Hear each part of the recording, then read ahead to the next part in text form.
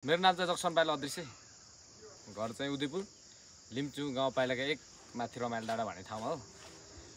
यात्राको क्रममा चाहिँ काठमाडौँदेखि यता गाउँ गर्दाखेरि बाटोमा चाहिँ देख्थेँ मैले एउटा जुन गेट थियो, त्यहाँ चाहिँ लेखेको थियो चाहिँ के भनेर भन्दा चाहिँ सिन्धुलीगढी प्रवेशद्वार।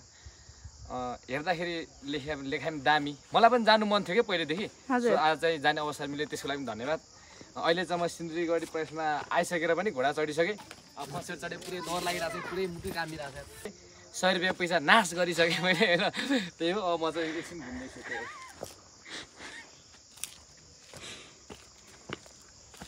100 रुपियाँ पैसा चाहिँ नाश भयो। 100 रुपियाँ पैसा नाश भयो, घोडा चढियो, इन्जोय गर्यो नि त, एक्सपिरियन्स भयो नि त, फर्स्ट एक्सपिरियन्स होइन त। फर्स्ट एक्सपिरियन्स तर 100 रुपियाँको चाहिँ मासु भात खा बबाले हुन्थ्यो फेरि। लास्ट टाइममा चाहिँ खानै रहेछ, खानै ठुलो कुरा छ। जहाँबाट खानै जोडिएको रहेछ हेर्नु न के गर्नु है।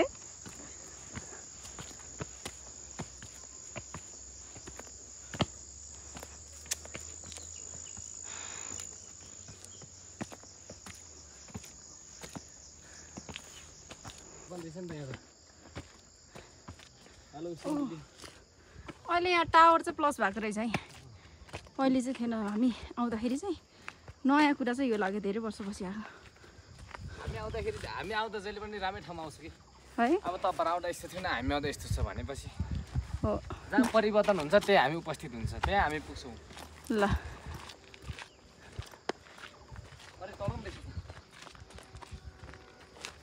तल पनि देख्छ दिदी, जाउँला नि त्यहाँ पनि। त्यहाँ चाहिँ नजाउँ। किन देखियो माथि के छ बा, के त माथि जानु पर्ला, टावर चढौँ।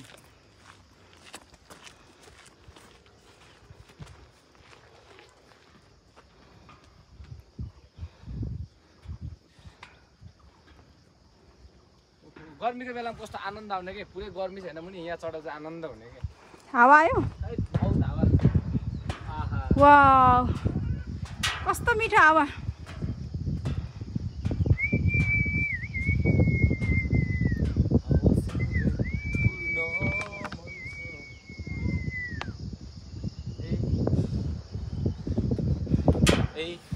तिम्रो भोला दरबार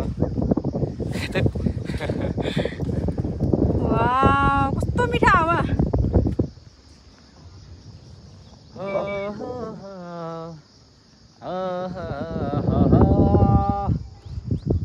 सिन्धुलीगढीमा अहिले चाहिँ टावर रहेछ, कस्तो राम्रो लाग्यो। प्लस पोइन्ट भयो चाहिँ नयाँ कुरा। हजुर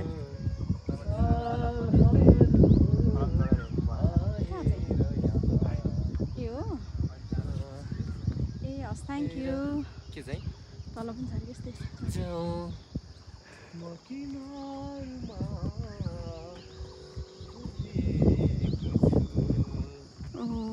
पहाडमा।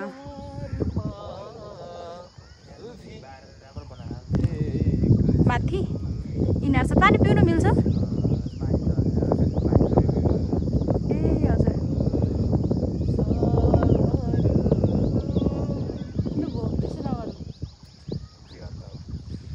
मान्छेले चाहिँ नारायण गोपाल भनेर सबैले नारायण गोपालको नाम लिन्छ कि होइन। अब म चाहिँ फेरि राइस पालको युगमा जन्मेको हुनाले होइन, म चाहिँ धेरै राइस पालको गीतहरू मन पराउँछु, राइस पालको गीतहरू गुनगुनाउने गर्छु। अन्त रहेको लय मिलेन नि त, लय मिल्नु नमिल्नु ठाउँमा छ, रुचाउनु त पायो नि त, गाउनु त पायो नि त, पाउँछ पाउनु ल भन्नुहोस्। यदि तपाईँले पाउँदैन भने चाहिँ मैले आजदेखि यो गीत गाउनु छोड्थेँ, सकिनको म नामै लिनु छोड्थेँ आजदेखि। के तपाईँ पाउँछ पाउँछ तपाईँ यति मात्रै भन्नुहोस्। पाउँछ पाउँछ भनेपछि तर धन्यवाद। लयमा गाउनु पर्यो। छलहरू अब त्यसो त होइन, त्यसो नगरौँ। कस्तो राम्रो ठाउँ, कस्तो हुन्थ्यो यस्तो गरेर फोटो यस्तो हाने हुँदैछ। ल सिन्धुलीगढी आउँदा चाहिँ एउटा नयाँ ठाउँ देखियो, त्यो चाहिँ यो टावर रहेछ।